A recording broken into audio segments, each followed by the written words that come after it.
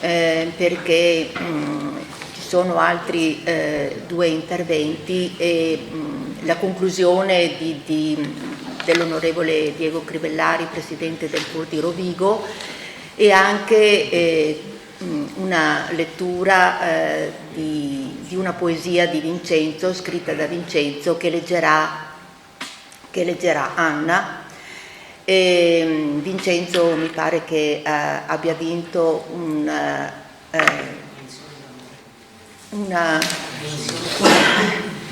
menzione d'onore proprio per aver scritto un testo, diversi testi poetici, una raccolta di testi poetici. Quindi concluderemo questo incontro con la lettura della poesia che sarà letta dalla nipote, no? O da Anna, e concluderà poi Diego. Io mi limito semplicemente a dire due cose sul gemellaggio, perché è anche giusto dire due parole, perché Vincenzo oltretutto gli ultimi, cioè da diversi tempo, insomma, è andato poi ad abitare proprio nella cittadina di Omisali, con cui il comune di Taglio di Po si è gemellato.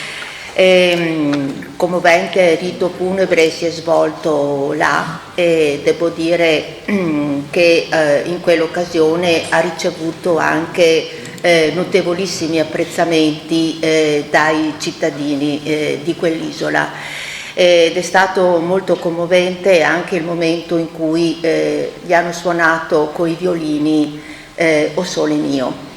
A ricordare non solo il suo paese di origine, Cava dei Tirreni, ma anche il Delta, alla fine il Delta che Vincenzo ha sempre amato. E quindi è stato lì che abbiamo ideato, Pierluigi, io, Laila, nostro sindaco, che era anche presente a quel rito, di preparare un incontro come questo per consentire ai cittadini tagliolesi e a tutte le persone che lo hanno conosciuto di dare un ultimo saluto a Vincenzo, e mi pare che stiamo onorando davvero la sua memoria con tutte le vostre testimonianze, e vi ringraziamo tutti per tutte le parole che avete detto nei confronti di Vincenzo. Sul gemellaggio proprio due parole. È stato in occasione della guerra nell'ex Jugoslavia nel 1991, alcune famiglie tagliolesi avevano contatti con i cittadini di Omisali, perché Omisali era una cittadina di 700 abitanti e aveva avuto 2000 profughi da Vukovar, da una cittadina di Vukovar che era in guerra. Omisali e queste famiglie hanno coinvolto il parroco di allora, che era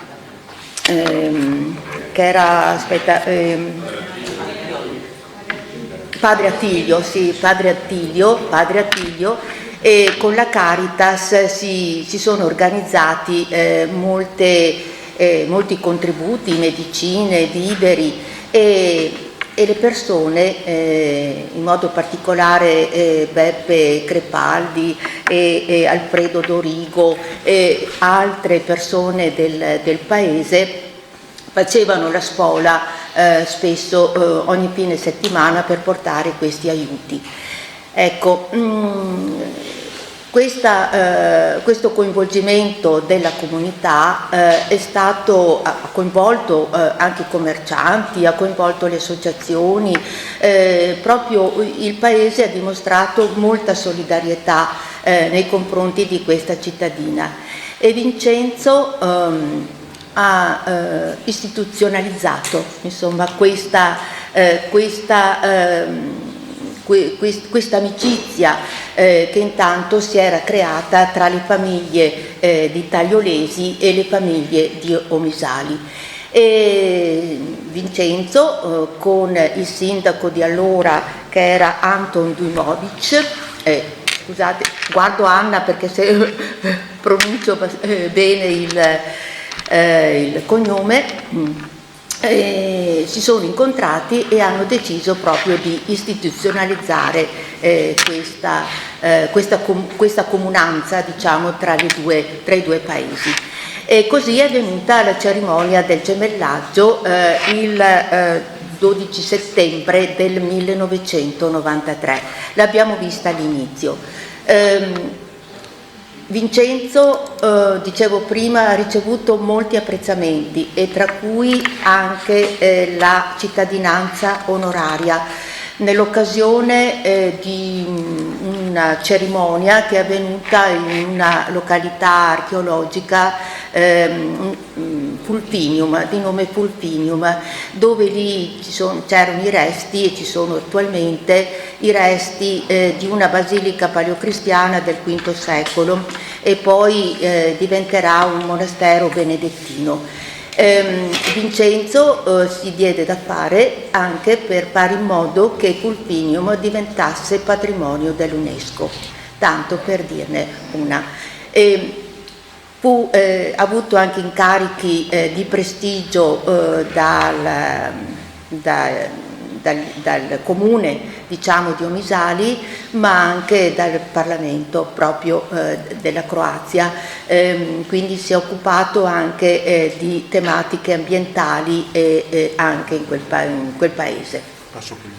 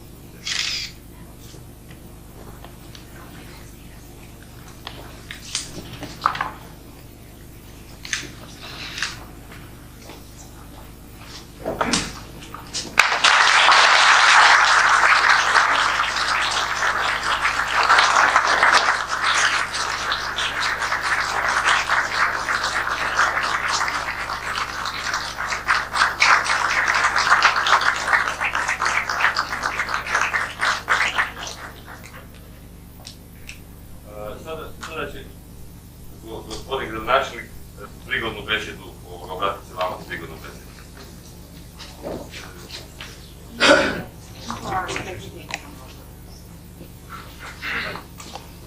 Io tanto ringrazio il sindaco, ma anche gli amici di Omisali che in questo periodo ci hanno accolto in tutte le occasioni nelle quali ci siamo legati a Omisali, una cittadina splendida, un luogo meraviglioso. Abbiamo vissuto insieme a voi, in forme ovviamente più attenuate, ma con un senso di profonda amarezza e dolore, le fasi tragiche che seppur a distanza mi hanno visto coinvolti.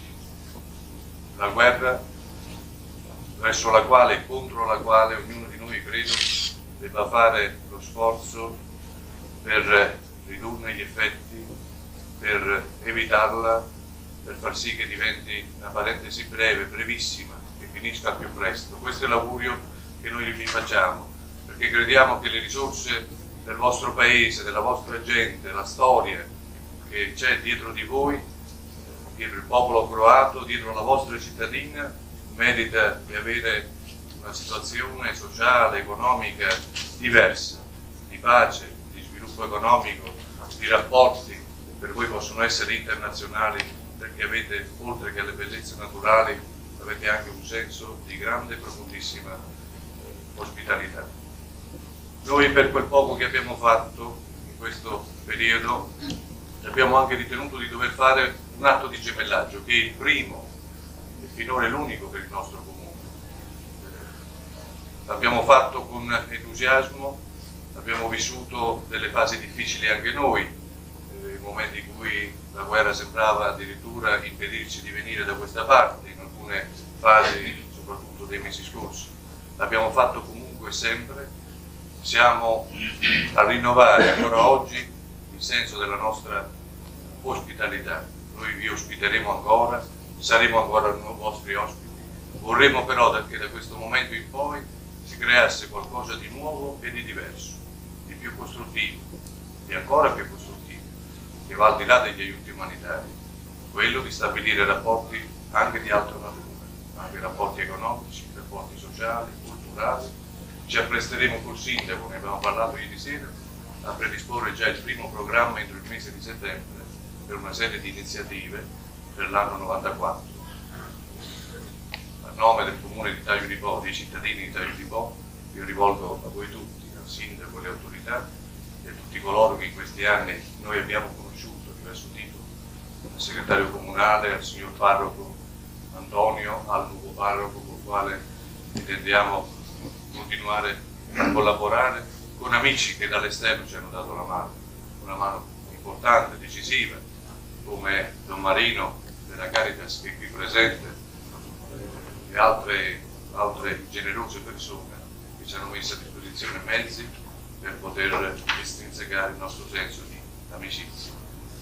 L'augurio è di rivederci a presto e in una situazione ancora migliore, di trionfo cioè della pace e della convivenza civile tra i popoli.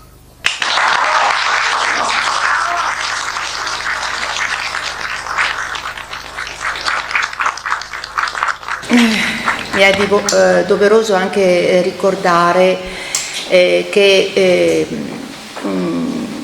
dopo l'istituzione del gemellaggio si sono formati anche i due comitati del gemellaggio, uno Amici di Omisali qui a Taglio di Po con il presidente Renzo Ferro, ma l'anima del gemellaggio è sempre stato, cioè di questo comitato è sempre stato Beppe Crepaldi, che ancora oggi porta avanti.